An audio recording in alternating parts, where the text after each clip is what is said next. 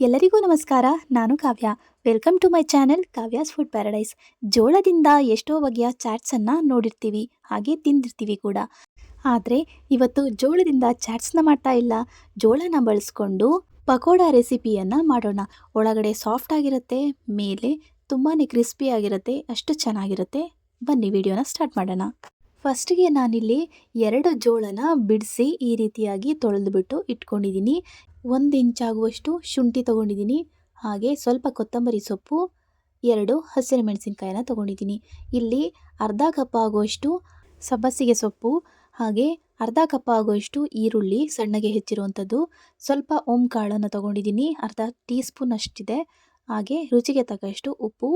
Next ಇದಕ್ಕೆ 1 table spoon ಆಗುವಷ್ಟು ಅಕ್ಕಿ ಹಿಟ್ಟು, 3 ಟೇಬಲ್ ಸ್ಪೂನ್ ಆಗುವಷ್ಟು ಕಡಲೆ ಹಿಟ್ಟು, ಇಷ್ಟನ್ನು ತೊಗೊಂಡಿದ್ದೀನಿ.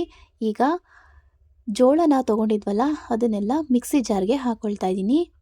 ಇದರ ಜೊತೆಗೆ 2 ಹಸಿಮೆಣಸಿನಕಾಯಿಯನ್ನು ಹಾಕ್ಕೊಳ್ತಾ ಇದ್ದೀನಿ. ನೆಕ್ಸ್ಟ್ ಶುಂಠಿ ಸ್ವಲ್ಪ ಜಜ್ಜಿಬಿಟ್ಟು ಹಾಕ್ಕೊಳ್ತಾ ಇದ್ದೀನಿ ಶುಂಠಿನ. ಕೊತ್ತಂಬರಿ ಸೊಪ್ಪು ಇಷ್ಟನ್ನು ಹಾಕ್ಕೊಂಡು ತರ್ತರಿಯಾಗಿ ರುಬ್ಕೊಳ್ಬೇಕು. ಜಾಸ್ತಿ ನುಣ್ಣಗೆ ರುಬ್ಕೊಳ್ಬೇಡಿ, ಇದಕ್ಕೆ ನೀರು ಹಾಕುವಂಥ ಅವಶ್ಯಕತೆ ಏನಿಲ್ಲ. ನೋಡಿ, ಈ ರೀತಿಯಾಗಿ ರುಬ್ಕೊಂಡ್ರೆ ಸಾಕಾಗತ್ತೆ.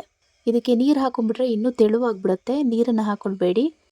ಜೋಳ ಹಸಿ ಇರೋದ್ರಿಂದ ಅದು ಸ್ವಲ್ಪ ನೀರಿನ ಅಂಶ ಇರುತ್ತೆ, ಹಾಗಾಗಿ ನೀರನ್ನು ಹಾಕ್ಕೊಂಡ್ರೆ ತುಂಬ ತೆಳುವಾಗಿಬಿಡತ್ತೆ.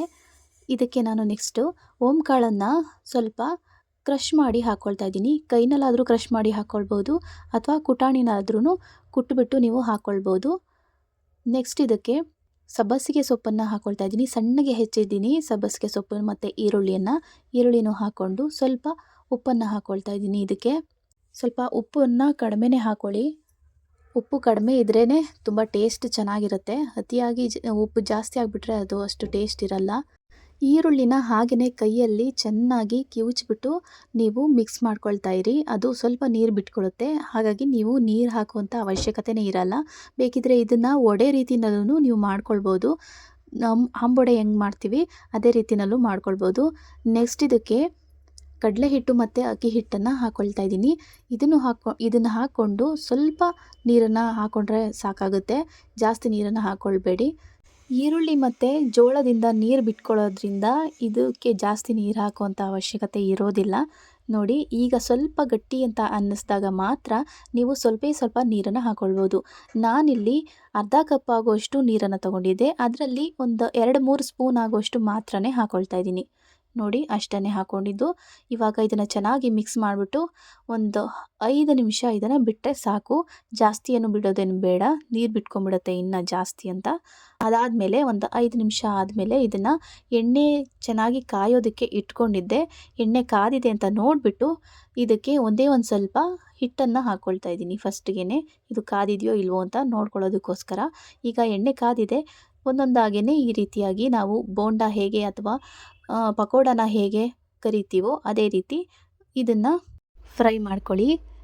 ಇದು ಎಷ್ಟು ರುಚಿಯಾಗಿರುತ್ತೆ ಅಂತಂದರೆ ನಿಜವಾಗ್ಲೂ ನೀವು ಈರುಳ್ಳಿ ಪಕೋಡ ಅಥವಾ ಈರುಳ್ಳಿ ಬೋಂಡ ಈ ರೀತಿ ತಿಂದಿರ್ತೀರ ಅಲ್ವಾ, ಆ ಥರ ಟೇಸ್ಟ್ ಕೊಡುತ್ತೆ. ಆದರೆ ನಿಜವಾಗ್ಲೂ ತುಂಬಾ ಚೆನ್ನಾಗಿತ್ತು. ಆದರೆ ಅದಕ್ಕಿಂತನೂ ಕ್ರಿಸ್ಪಿಯಾಗಿ ಬರುತ್ತೆ ಇದು. ಈ ಜೋಳದಿಂದ ಮಾಡಿರೋದ್ರಿಂದ ಸ್ವಲ್ಪ ಜಾಸ್ತಿನೇ ಕ್ರಿಸ್ಪಿ ಅಂತ ಅನ್ನಿಸ್ತು. ಚೆನ್ನಾಗಿತ್ತು ತಿನ್ನೋದಕ್ಕೆ. ಟೀ ಕಾಫಿ ಜೊತೆಗೆ ಒಳ್ಳೆ ಕಾಂಬಿನೇಷನ್ ಆಗಿರುತ್ತೆ. ನೋಡಿ, ಒಂದು ಸರಿ ನಾನು ಈ ರೀತಿಯಾಗಿ ಎಲ್ಲ ಮಿಕ್ಸ್ ಮಾಡಿಕೊಂಡು ಚೆನ್ನಾಗಿ ಫ್ರೈ ಮಾಡ್ಕೊಂಡಿದ್ದೀನಿ ಆಲ್ರೆಡಿ. ಸಂಜೆ ಟೀ ಕಾಫಿ ಜೊತೆಗೆ ನಿಮ್ಮ ಮನೆಯಲ್ಲೂ ಮಾಡ್ಕೊಂಡು ನೋಡಿ, ತುಂಬಾ ಕ್ರಿಸ್ಪಿ ಆಗಿತ್ತು, ಹಾಗೆ ರುಚಿ ಅಂತೂ ಅತ್ಯದ್ಭುತ ಅಂತಲೇ ಹೇಳ್ಬೋದು, ಅಷ್ಟು ಚೆನ್ನಾಗಿತ್ತು. ನೀವೊಮ್ಮೆ ಟ್ರೈ ಮಾಡಿ ಹೇಗಿತ್ತು ಅಂತ ತಿಳಿಸಿ. ನೋಡಿ, ಲೋ ಟು ಮೀಡಿಯಮ್ ಫ್ಲೇಮ್ನಲ್ಲಿ ನಾನು ಇದನ್ನು ಫ್ರೈ ಮಾಡ್ಕೊಂಡಿದ್ದು. ಎಷ್ಟು ಕೆಂಪಗೆ ಬಂದಿದೆ ಅಂತ, ಎಷ್ಟು ಕ್ರಿಸ್ಪಿಯಾಗಿ ಕಾಣಿಸ್ತಿದೆ ಅಲ್ವಾ. ಅದು ಒಂದು ಸರಿ ನಾನು ಬೇಯಿಸ್ಕೊಂಡಿದ್ದಾಯಿತು, ಮತ್ತು ಇನ್ನೂ ಒಂದು ಸ್ವಲ್ಪ ಹಿಟ್ಟು ಉಳ್ಕೊಂಡಿತ್ತು ಅಂತ ಅಂದ್ಬಿಟ್ಟು ಮತ್ತು ಅದನ್ನು ಬೇಯಿಸ್ಕೊಳ್ತಾ ಇದ್ದೀನಿ. ನೋಡಿ, ಇದು 2ನೇ ಸರಿ ಹಾಕ್ಕೊಳ್ತಾ ಇರೋದು. ನೋಡಿ, ಎಷ್ಟು ಕ್ರಿಸ್ಪಿಯಾಗಿ ಬಂದಿದೆ ಅಂತ ನೀವೇ ನೋಡ್ತಾ ಇದ್ದೀರಲ್ಲ. ಈ ರೀತಿಯಾಗಿ ಕಾಣಿಸ್ತಾ ಇದ್ದರೆ ಇದಕ್ಕೆ ಸೋಡಾ ಹಾಕಿಲ್ಲ, ಏನೂ ಹಾಕಿಲ್ಲ ನಾನು. ಅಷ್ಟು ಕ್ರಿಸ್ಪಿಯಾಗಿ ಬಂದಿದೆ ಅಂತಂದರೆ ನೀವೇ ಯೋಚನೆ ಮಾಡಿ. ಬರೀ 5 ನಿಮಿಷ ಇಟ್ಟಿದ್ದು ಅಷ್ಟೇ. ಅದಕ್ಕೆ ಕಡಲೆ ಹಿಟ್ಟು, ಅಕ್ಕಿ ಹಿಟ್ಟು ಅದು ಏನು ಎಕ್ಸ್ಟ್ರಾ ಏನು ಜಾಸ್ತಿ ಏನೂ ಹಾಕಿಲ್ಲ, ಸ್ವಲ್ಪ ಹಾಕಿರೋದು. ನೋಡಿ, ಇವಾಗ ಬಿಸಿಯಾದಂತಹ ಹಸಿ ಜೋಳದ ಪಕೋಡ ರೆಡಿ ಆಯಿತು. ಎಷ್ಟು ಬೇಗ ಆಗುತ್ತೆ ಅಂತಂದರೆ ನಾವು ಜೋಳನ ಬಿಡಿಸಿಟ್ಕೊಂಡ್ರೆ ಸಾಕು, ಬೇಗನೆ ಆಗಿಬಿಡುತ್ತೆ. ನೀವು ನಿಮ್ಮ ಮನೆಯಲ್ಲಿ ಜೋಳದಿಂದ ಈ ರೀತಿಯಾಗಿ ಪಕೋಡನ ಮಾಡಿಕೊಡಿ, ತುಂಬಾ ಎಲ್ಲರೂ ಇಷ್ಟಪಡ್ತಾರೆ. ಮಕ್ಳಿಗಂತೂ ತುಂಬಾ ಇಷ್ಟ ಆಗುತ್ತೆ. ನಮ್ಮ ಮನೆಯಲ್ಲೂ ಮಕ್ಕಳಿಗೆ ತುಂಬ ಇಷ್ಟ ಆಯಿತು. ಜೋಳದಿಂದ ಮಾಡೋ ಹೊಸ ರೆಸಿಪಿ ಇದು, ಮಿಸ್ ಮಾಡಬೇಡಿ. ನೋಡಿದ್ರಲ್ವಾ ಫ್ರೆಂಡ್ಸ್, ಯಾವ ರೀತಿ ಜೋಳದಿಂದನೂ ಕೂಡ ನಾವು ಪಕೋಡನ ಮಾಡ್ಬೋದು ಅಂತ ಇವತ್ತಿನ ವಿಡಿಯೋದಲ್ಲಿ ನೋಡ್ಕೊಂಡ್ವಿ.